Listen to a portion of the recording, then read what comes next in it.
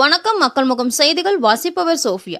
ஈரோடு மாவட்டம் சித்தோடு வட்டார அரசு ஆரம்ப சுகாதார நிலையம் மற்றும் எலவமலை ஊராட்சியோர் இணைந்து நடத்தும் சிறப்பு மருத்துவ முகாம் நடைபெற்றது. இதில் மாவட்ட ஆட்சித்தலைவர் சி கதிரவன் தலைமையில் மேற்கு சட்டமன்ற உறுப்பினர் KV ராமலிங்கம் மற்றும் கிழக்கு சட்டமன்ற உறுப்பினர் KS தென்னரசு MLA அவர்கள் மருத்துவ முகாமை துவக்கி வைத்தனர்.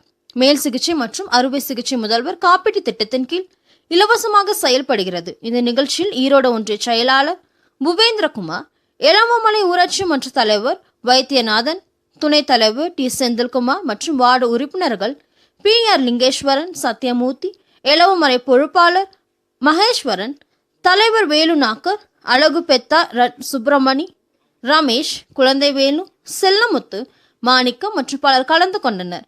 மக்கள் முகம் செய்திகளுக்காக ஈரோட்டில் இருந்து செய்தியாளர் ராமச்சந்திரன்.